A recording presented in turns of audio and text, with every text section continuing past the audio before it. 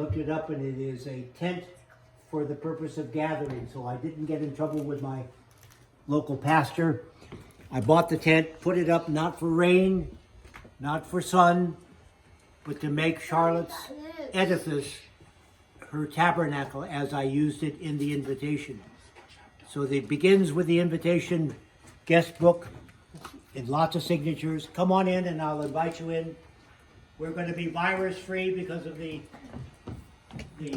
masks, and I'll put my mask on. Where's my mask? Anyway, and then for big crowds of strangers, I'm asking for name tags. But when you get into the entryway of the tabernacle that Charlotte designed, her home, it's filled with antiques. And if you look at the grandfather clock, it goes back to the 1700s. The grand piano goes back to the 1800s. And I'm an old antique too, like we octogenarians are. But please come over and I'll introduce you to Charlotte's little part of her plan. We went to Italy and she had friends in Rome that she had known for a long time.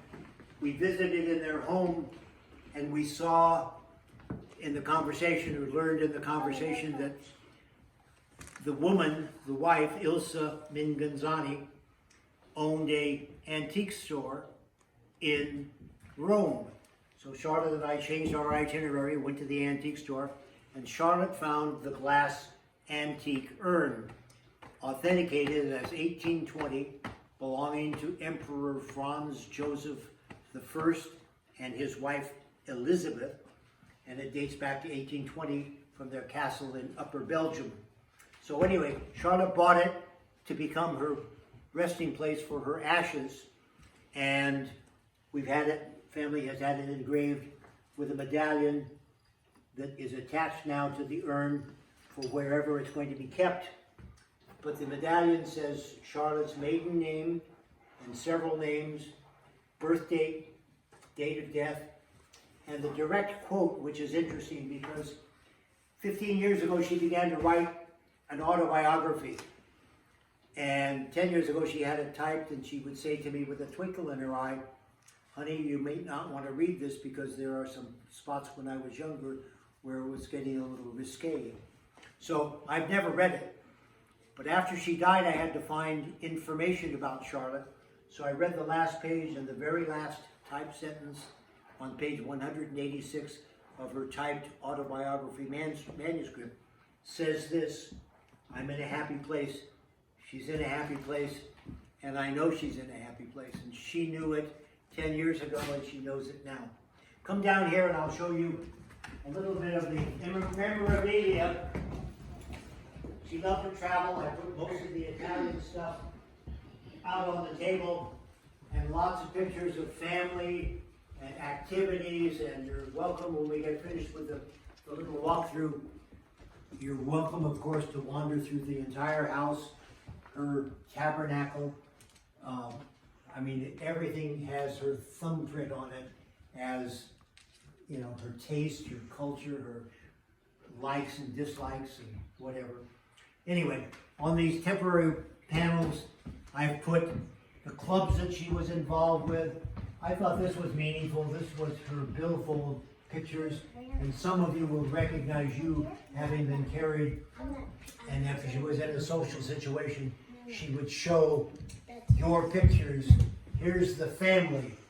Very, very important to Charlotte.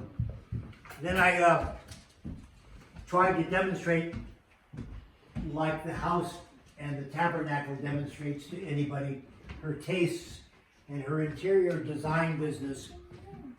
These were some of the boats that she had designed the color schemes for. I never saw that boat, which was hers. I did see that boat, and it was as beautiful in real life as it is on the sample board that she had. So some of her trophies and some of her accomplishments and just some of Charlotte's life. And then when I get to the end,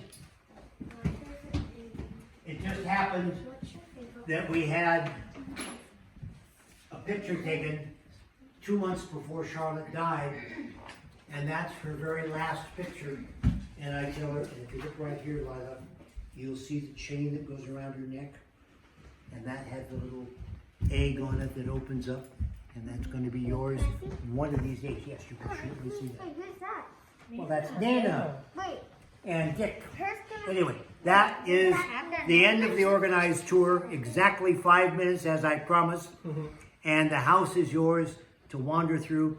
And my last joke is you can look in the drawers and the closets, in the nooks and the crannies, but don't look under the master bed because there's a dust bunny under there. What? A dust bunny. Cobwebs and dead spiders and creatures from the Black Lagoon. Anyway, that's a good story. Huh? No. No, Grant. Louis, you may go and look under the master bed, I promise.